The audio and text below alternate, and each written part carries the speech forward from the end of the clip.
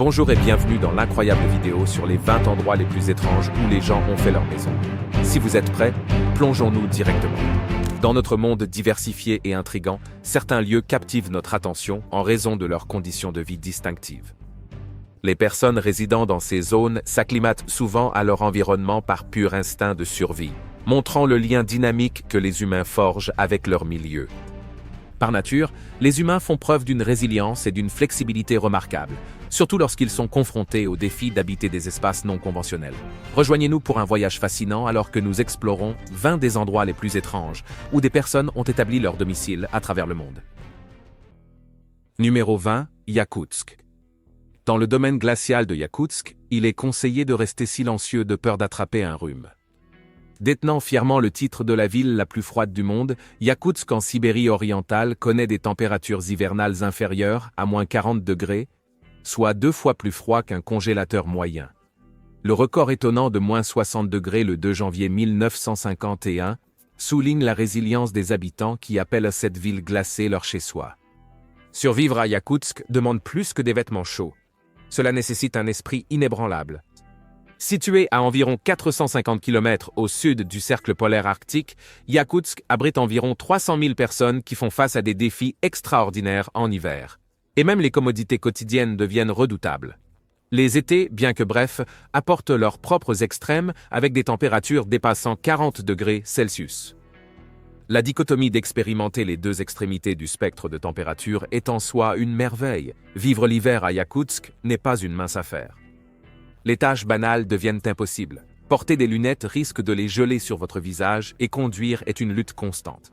Les véhicules, y compris les voitures et les transports spécialisés, doivent rester opérationnels 24 heures sur 24, 7 jours sur 7. S'ils s'arrêtent, il n'y a pas de redémarrage tant que le temps ne s'améliore pas. Le coût du carburant et l'usure des véhicules posent des défis monumentaux dans ce paysage gelé. Des tâches simples comme acheter du lait se transforment en entreprises ardues. Le froid le transforme en un bloc solide, rendant impossible de le garder non congelé pendant le transport. Même les systèmes de réfrigération sophistiqués ne peuvent rivaliser avec cet environnement hostile. Pourtant, les principaux défis de la ville sont les variations extrêmes des heures de lumière du jour. En hiver, le jour ne dure que 4 heures, tandis qu'en été, il s'étend à une incroyable durée de 21 heures de lumière du jour. Yakoutsk est un lieu où s'adapter au contraste saisissant de la nature est un mode de vie. En essence, il sert de scène captivante pour une existence exaltante, un havre pour ceux qui trouvent de l'excitation dans l'extraordinaire, semblable à un paradis pour conserver la crème glacée dans son étreinte perpétuellement gelée. Numéro 19. L'Ice Hotel, Suède. Bienvenue dans le summum du luxe glacé en Suède du Nord, où le premier ice hotel du monde émerge chaque année des blocs de neige et de glace immaculés de la rivière Torn. Couvrant plus de 64 600 pieds carrés, cette merveille architecturale n'est pas un hébergement typique. Chaque hiver, environ 50 artistes transforment l'hôtel en un chef-d'œuvre glacé, créant le bar de glace, la réception, le hall principal et des suites uniques avec des designs imaginatifs. Chaque suite, y compris les lits et les chaises, est méticuleusement sculptée à partir des offrandes gelées de la rivière, et même les verres du bar sont faits de glace. L'hôtel, une toile vierge pour les artistes, subit une métamorphose chaque année, offrant des créations uniques. Imaginez dormir dans une chambre avec des murs en blocs de glace, des lits surélevés, des sacs de couchage thermique et une touche de luxe en peau de reine. Alors que l'hiver fait ses adieux en mars, des tonnes de glace sont récoltées dans la rivière et stockées dans une salle de production d'une capacité de plus de 9 tonnes de glace et 27 000 tonnes de neige. Malgré sa nature éphémère, l'Ice Hotel a attiré plus d'1 million de visiteurs depuis sa création. Avec l'arrivée du printemps, le spectacle glacé fond gracieusement, retournant à la rivière. L'Ice Hotel attire des invités du monde entier avec des promesses de gastronomie raffinée, un salon confortable, un bar de glace, des visites guidées et des activités aventureuses. Que ce soit en sirotant du champagne dans un verre de glace ou en savourant des cocktails au bar, l'Ice Hotel offre une expérience inégalée.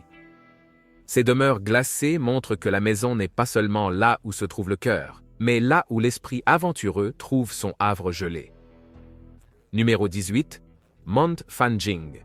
Embarqué pour un voyage audacieux dans la province du Sichuan en Chine et les montagnes Wuling, où un aventurier intrépide fait face au défi redoutable de conquérir plus de 8000 marches. Cette ascension ardue mène au sommet impressionnant du pic Nuage Rouge, un phénomène naturel unique, une flèche rocheuse divisée en deux moitiés. Depuis plus de 500 ans, cette flèche abrite deux petits temples bouddhistes, également nommés pic Nuage Rouge, reliés par un pont atteignant le ciel. Le mystère réside non seulement dans la merveille architecturale, mais aussi dans la manière dont les bâtisseurs bouddhistes ont transporté les matériaux sur la falaise verticale, un exploit enveloppé d'énigmes. Les récents renforcements garantissent que les structures résistent aux vents difficiles à de telles altitudes. Le temple au sommet attire les passionnés de drones, offrant des vues à couper le souffle malgré les vents violents. Pour ceux qui évitent une ascension d'une journée, la magnificence du temple et la nature environnante intacte peuvent être admirées sans monter les marches difficiles. Ce temple, une fusion de l'artisanat ancien et de l'ingéniosité moderne, se dresse comme un témoignage de l'histoire, du mystère et de la beauté naturelle. Rejoignez-nous pour savourer les vues inégalées de cette création remarquable et de la nature intacte qui l'entoure. Un rappel que certaines merveilles valent le voyage, même si elles sont vécues par procuration. Numéro 17, Chong Kneas Floating Village. Niché au Cambodge, sur le plus grand lac d'eau douce d'Asie du Sud-Est, le Tonle Sap, se trouve un établissement distinctif, une communauté non conventionnelle d'environ 1 million d'habitants vivant dans des maisons flottantes. Il peut être difficile à croire, mais des gens vivent réellement dans ces maisons. Le lac, l'un des terrains de pêche les plus riches du monde, abrite jusqu'à 200 espèces de poissons différentes, créant un habitat idéal pour la vie aquatique et les communautés flottantes. Le village de Chong Kneas, l'une des plusieurs zones peuplées sur le lac, abrite environ 1000 familles. Leur mode de vie unique, bien qu'un point d'intérêt pour le tourisme, soulève des préoccupations éthiques quant à l'intrusion dans leur vie quotidienne. Cependant, les habitants semblent y faire face avec résilience, s'adaptant aux défis posés par le tourisme sans être excessivement enthousiastes ni indifférents. La véritable merveille va au-delà de l'adaptabilité au tourisme. Elle réside dans le traitement des problèmes fondamentaux tels que les systèmes d'égout et d'eau potable. Vivant sur un lac qui a probablement servi de réservoir pendant des années, les habitants ont ingénieusement navigué l'équilibre délicat de maintenir leur mode de vie unique tout en répondant aux besoins essentiels en infrastructure. Au Cambodge, les communautés flottantes du lac Tonle Sap témoignent de la coexistence harmonieuse entre l'humanité et la nature. Ici, l'innovation et la tradition s'entrelacent sur les eaux de ce havre d'eau douce extraordinaire, mettant en valeur une communauté qui prospère malgré les défis de son cadre peu conventionnel. Numéro 16, temple suspendu de Hengshan, Chine. Perché audacieusement sur une falaise dans les montagnes Hengshan de Chine, le temple suspendu ou temple Swan Kong démontre l'ingéniosité et la résilience extraordinaire de l'humanité. Construit il y a plus de 1500 ans pendant la dynastie Wei du Nord, cette merveille architecturale défie la gravité avec son emplacement apparemment délicat. Le temple suspendu comprend 40 pièces interconnectées reliées par des passerelles étroites et des poutres en bois encastrées dans la falaise. Soutenu par ses structures robustes et les formations rocheuses naturelles, le temple reste un lieu de culte inébranlable pour le bouddhisme, le taoïsme et le confucianisme, reflétant une rare harmonie entre les grandes religions chinoises. À l'intérieur, des statues et des œuvres d'art représentent des divinités de ces religions, illustrant des valeurs spirituelles partagées. Cette convergence de croyances au sein d'une structure unique est une expression rare d'harmonie religieuse. Reconnu comme site du patrimoine mondial de l'UNESCO, le temple suspendu attire les touristes prêts à affronter un escalier raide et étroit taillé dans la falaise pour une ascension palpitante. Plus qu'une merveille architecturale, le temple suspendu est un témoignage de la foi et de la détermination humaine, surmontant les obstacles dans l'un des lieux les plus extraordinaires choisis comme demeure. Numéro 15. Coober Pedy, Australie. Niché dans l'immense outback de l'Australie méridionale, Coober Pedy, une ville isolée d'environ 1700 habitants, est renommée pour sa production d'opale et ses habitations souterraines uniques appelées dugouts. Face à des températures brûlantes atteignant 113 degrés Fahrenheit, soit 45 degrés Celsius, en été, les habitants ont ingénieusement choisi de creuser leurs maisons dans les collines de grès sous la surface. Ces abris souterrains, non seulement une réponse à la chaleur implacable, défient la convention avec des designs élaborés, des commodités modernes et des établissements souterrains comme des hôtels, des églises et des magasins. Le nom de la ville, dérivé du terme aborigène Kopapeti, signifiant trou de l'homme blanc, capture parfaitement l'essence unique de ce mode de vie souterrain. Ce choix d'habitation non conventionnelle maintient une température confortable constante d'environ 75 degrés Fahrenheit ou 24 degrés Celsius toute l'année, éliminant le besoin de climatisation conventionnelle. Au-delà des habitations souterraines, Coober Pedy propose un parcours de golf de 18 trous dans un paysage lunaire, attirant les passionnés cherchant à échapper à la chaleur diurne. La population de la ville, réunie par l'industrie minière de l'opale, reflète une tapisserie diversifiée de nationalités. Établie en 1915 après les découvertes d'opale, l'histoire riche de Coober Pedy mélange diversité culturelle et vie souterraine florissante. Le décor surréaliste de Coober Pedy a attiré des cinéastes avec des films comme Mad Max, Au-delà du dôme du tonnerre et Planète rouge, choisissant ce lieu extravagant. Malgré sa nature peu conventionnelle, les résidents résilients de la ville ont embrassé les défis de l'outback australien rude, les transformant en opportunités de croissance et de prospérité. Avec ses maisons souterraines, son histoire riche et son industrie minière d'opale florissante, Coober Pedy se dresse comme l'un des endroits les plus insolites au monde où les gens n'ont pas seulement survécu, mais prospéré. Numéro 14, Cliff Village. Perché à une altitude de 800 mètres sur une falaise en Chine, ce village, au nom imprononçable, a gagné en popularité en tant que destination touristique alimentée par Internet. Initialement habité par des résidents vivant dans une pauvreté extrême au bord de la nécessité, le village nécessitait de naviguer sur des échelles en rotin précaires pour y accéder. En 2016, un investissement gouvernemental significatif a transformé le village, remplaçant les échelles risquées par une échelle en acier robuste, rendant la vie sur le précipice plus sûre. Malgré les mesures de sécurité améliorées, atteindre le village implique toujours de conquérir 2556 marches sur une distance de presque 3 km. L'échelle améliorée, coûtant près de 150 000, a non seulement amélioré la vie des habitants, mais a également transformé le village en une attraction touristique. Les visiteurs munis de perches à selfie capturent désormais des moments sur fond de paysage à couper le souffle. Pour les résidents, vivre sur la falaise signifie une existence plus sécurisée, bien que cela vienne avec ses défis uniques. Même dans ce village transformé, vivre au bord nécessite un esprit posé. Numéro 13, la ville fortifiée de Shibam, Yémen. Nichée dans le Wadi Hadramaut du Yémen, Shibam est un témoignage de l'urbanisme ancien.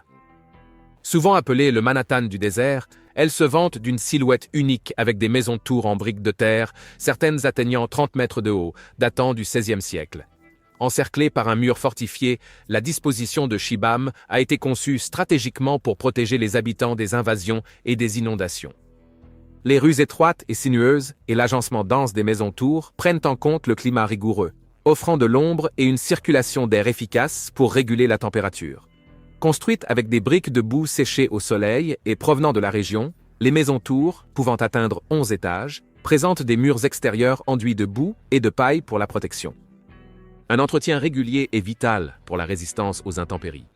Au-delà de ces merveilles architecturales, Shibam reflète la résilience et la créativité de ses habitants, s'adaptant aux défis de la région. Reconnue par l'UNESCO comme site du patrimoine mondial en 1982, Shibam reste une ville vivante, préservant ses gratte-ciels uniques en briques de boue comme symbole de l'adaptabilité humaine et de l'ingéniosité architecturale. Elle continue de captiver les visiteurs, offrant un aperçu de son histoire riche et de son esprit communautaire inébranlable. Numéro 12, Hallstatt, Chine. Dans le domaine de l'imitation architecturale, Hallstatt en Chine est une anomalie unique, reproduisant la petite ville autrichienne classée au patrimoine mondial de l'UNESCO. Contrairement à l'authentique Hallstatt d'Autriche, avec ses structures centenaires, la version chinoise, créée en 2012, est un développement résidentiel reflétant le charme européen pour les individus fortunés recherchant une expérience exclusive. La reproduction méticuleuse inclut des maisons, des décorations et l'église centrale. Bien que le village entier ne soit pas encore reproduit, la construction en cours indique la nature continue du projet. Cette tendance en Chine va au-delà de Hallstatt, englobant des répliques de monuments mondiaux, faisant du pays un centre pour recréer des merveilles du monde entier.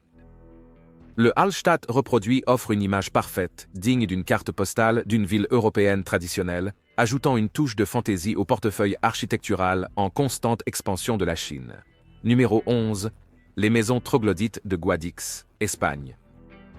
Dans la province de Grenade, dans le sud de l'Espagne, la ville de Guadix abrite une communauté remarquable vivant dans des habitations troglodytes connues sous le nom de cuevas. Creusées dans la roche tendre de tuf, ces habitations allient architecture ancienne et confort moderne, une tradition remontant aux périodes romaines et wisigothiques. Avec une histoire remontant au 8e siècle, Guadix a développé une communauté florissante d'environ 2000 habitants vivant dans des grottes aujourd'hui. Les maisons troglodytes offrent une isolation naturelle, maintenant une température constante de 18 degrés Celsius tout au long de l'année, ce qui les rend économes en énergie et respectueuses de l'environnement. Chaque habitation troglodyte est une création unique, variant en taille, agencement et style décoratif, certaines présentant des façades élaborées et des terrasses extérieures. Le quartier des grottes, Barrio Santiago, est devenu une attraction touristique, et les hôtels et maisons d'hôtes troglodytes offrent un séjour immersif.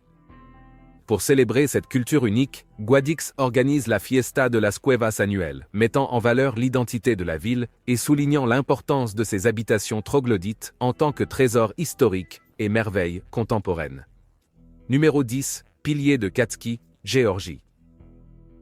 En Géorgie occidentale, le pilier de Katski, un monolithe calcaire imposant, s'élève à environ 130 pieds et a servi de site de signification religieuse depuis le 9e siècle. Initialement doté d'une petite église, il est devenu une habitation inhabituelle pour le moine géorgien Maxime Kaftaradze dans les années 1990. Accéder au sommet nécessite de gravir une échelle en métal, remplaçant l'ancienne échelle de corde périlleuse. Au sommet, les quartiers de vie de Maxime comprennent une petite cellule, une chapelle, une crypte et une modeste cave à vin. Privé d'aménagements de base comme une salle de bain ou l'eau courante, Maxime descend l'échelle pour les nécessités. Malgré les défis, la dévotion de Maxime à une vie de solitude sur le pilier de Katski a attiré l'attention locale et internationale. Il a créé un petit jardin à la base et joué un rôle essentiel dans la restauration de l'église et des structures au sommet du monolithe. Le pilier de Katski se dresse comme un témoignage de l'histoire religieuse et un symbole vivant de la dévotion d'un homme au milieu du paysage à couper le souffle de la Géorgie. Numéro 9. Monastère des Météores, Grèce. En Grèce centrale, la région impressionnante des Météores abrite 6 monastères perchés au sommet de rochers de grès imposants datant du XIVe siècle. Construites pour se réfugier des forces ottomanes, les monastères étaient initialement accessibles par des échelles en bois ou des filets. Aujourd'hui, des escaliers modernes facilitent l'accès pour les visiteurs et les moines restants. Construites avec des systèmes de poulies et la force humaine, les monastères nécessitaient que les matériaux soient tissés sur des falaises abruptes. Vivre à Météors exige un engagement envers une vie spirituelle simple, centrée sur la prière, la contemplation et le maintien de logements modestes avec des commodités de base et de petits jardins. Déclarés site du patrimoine mondial de l'UNESCO en 1988, les monastères de Météors sont une destination touristique populaire, attirant des visiteurs du monde entier pour leur architecture remarquable et leurs vues à couper le souffle. Au-delà de leur signification religieuse, ils représentent des exploits extraordinaires d'ingénierie et de détermination, montrant la capacité humaine lorsque la foi et la dévotion motivent la poursuite d'une vocation supérieure. Numéro 8. Santa Cruz del Islote, Colombie. Santa Cruz del Islote abrite environ 600 habitants sur un espace compact de 2 acres et demi, ce qui en fait l'une des zones les plus densément peuplées au monde. Notamment, chaque habitant de l'île est apparenté et il n'y a pas de résidents non natifs. L'île comprend environ 100 maisons, où le concept de 10 personnes vivant sous un même toit n'est pas rare. Avec seulement 6 noms de familles distincts parmi les résidents, cela témoigne de leurs liens familiaux interconnectés par le sang ou le mariage. Il y a plus d'un siècle, des pêcheurs auraient construit l'île sur une plateforme de corail et choisi de s'y installer en raison de son cadre pittoresque et de l'absence de moustiques.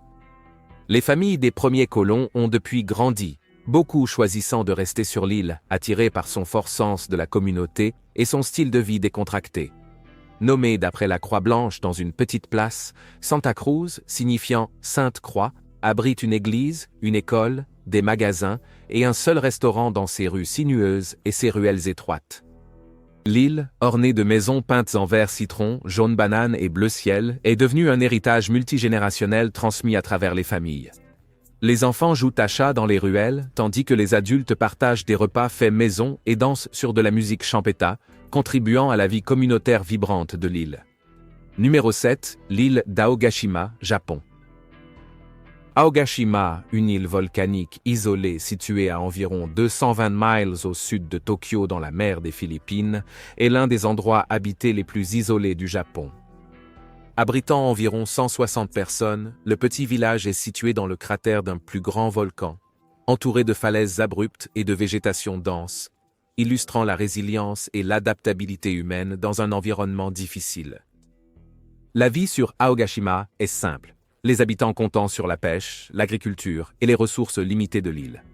Relié par des chemins étroits et des escaliers raides, le village dispose d'équipements de base comme une petite école, un bureau de poste et quelques magasins. Maintenant, une existence largement déconnectée du monde extérieur. L'accès à Aogashima est restreint, avec seulement un vol hebdomadaire en hélicoptère et un cargo reliant l'île au continent si le temps le permet. Cette isolation préserve la beauté naturelle de l'île et son écosystème unique, abritant des espèces végétales et d'insectes endémiques.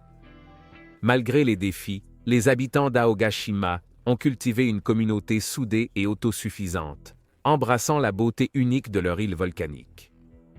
L'île, avec son cadre rare et éloigné, offre l'opportunité de vivre dans l'un des endroits habités les plus inhabituels et isolés du monde.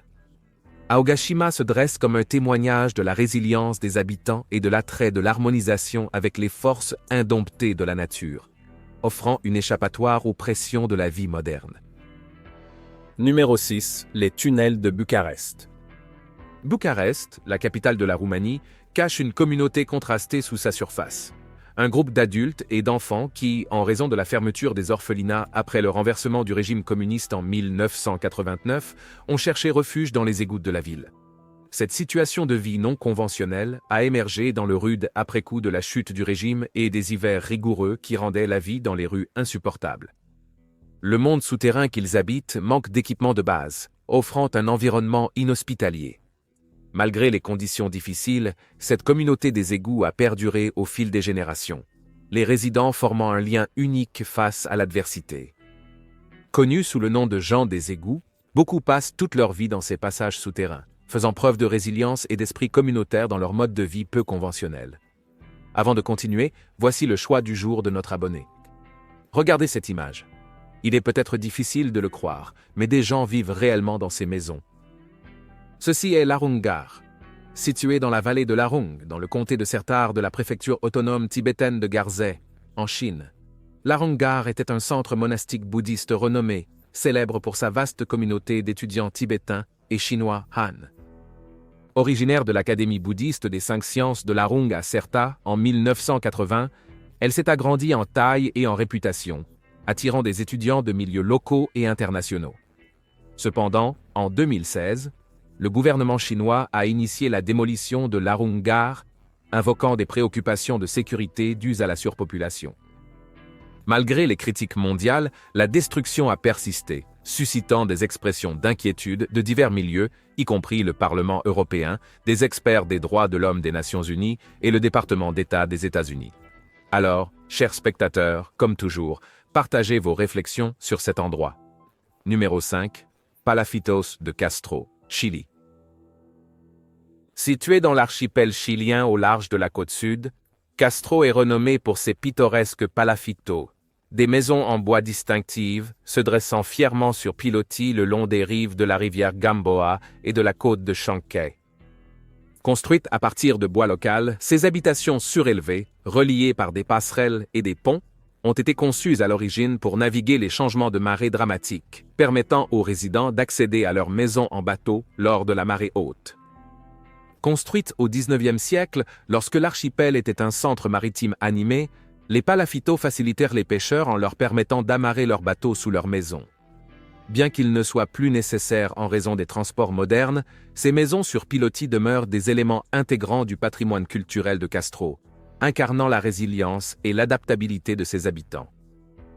Au-delà de leur histoire pratique, les palafitos vibrants et accueillants avec leurs poêles à bois continuent de captiver les visiteurs. Beaucoup ont été transformés en hôtels de charme, maisons d'hôtes et restaurants, offrant aux touristes une occasion unique de s'immerger dans l'histoire et le charme de ces maisons sur pilotis emblématiques. Les palafitos de Castro symbolisent non seulement l'histoire maritime de la région, mais aussi les manières innovantes et visuellement frappantes dont ses habitants ont embrassé et adapté leur environnement. Numéro 4, Ocean Grove, Tent City, New Jersey. Ocean Grove, une charmante ville sur la côte du New Jersey, est un havre où la détente, l'histoire et la religion coexistent dans ce que les habitants appellent affectueusement le mile carré de Dieu.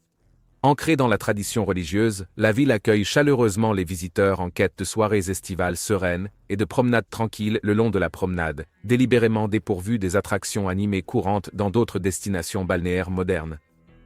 Distinguée par un village bordé d'arbres, des chambres d'hôtes victoriennes et une plage avec une promenade rustique et un auditorium en bois historique, Ocean Grove incarne une époque révolue. La ville maintient ses liens communautaires et religieux, remontant à ses origines en tant que lieu de rassemblement méthodiste. Notamment, Ocean Grove est une ville sèche avec une interdiction d'alcool et impose une utilisation restreinte de la plage le dimanche jusqu'à l'après-midi. La promenade en bois reste libre de divertissements commerciaux ou de stands de concessions, offrant une expérience authentique en bord de mer. Une caractéristique distinctive est la préservation de plus de 100 tentes au nord du grand auditorium. Ces tentes en toile, ornées d'un porche couvert de toiles rayées, abritent un espace de vie et de couchage simple mais charmant à l'avant, avec un abri en bois à l'arrière, servant de cuisine, salle de bain et salle à manger. Mesurant un peu plus de 300 pieds carrés, ces tentes offrent une retraite pittoresque au cœur de cette ville historique. Numéro 3, Maisons en tourbe en Islande. Pendant plus d'un millénaire, les maisons en tourbe islandaises ont incarné le patrimoine architectural de l'île jusqu'au début du XXe siècle. Construites à partir d'un mélange de tourbe, de pierre et de bois, ces habitations résistantes témoignent de l'ingéniosité islandaise pour s'adapter au climat difficile. Les maisons, conçues avec une compréhension aiguë des matériaux locaux, utilisaient un motif en chevron de pierre et de gazon pour des murs bien isolés, capables de résister aux vents violents et aux températures glaciales. Les toits, faits de poutres en bois recouvertes de gazon, offraient une isolation et une protection supplémentaires. À l'intérieur, la praticité prévalait dans la badstofa, un espace de vie central pour cuisiner, manger et dormir, avec de petites pièces adjacentes pour le stockage ou un usage privé. Le design privilégiait la conservation de la chaleur, incorporant de petites fenêtres et un foyer central pour la chaleur pendant les hivers sombres. L'attrait durable des maisons en tourbe réside dans leur intégration harmonieuse avec le paysage, leur construction écologique et l'incarnation de la résilience islandaise. Alors que les méthodes de construction durables et traditionnelles retrouvent en popularité, les maisons en tourbe d'Islande se dressent comme un exemple poignant de logement respectueux de l'environnement qui reste pertinent à l'ère moderne. Numéro 2, Giethoorn, aux Pays-Bas. Niché à 90 minutes d'Amsterdam, Giethoorn est un village néerlandais enchanteur, caractérisé par des fermes aux toits de chaume sur de petites îles de tourbe, reliées par plus de 170 ponts en bois.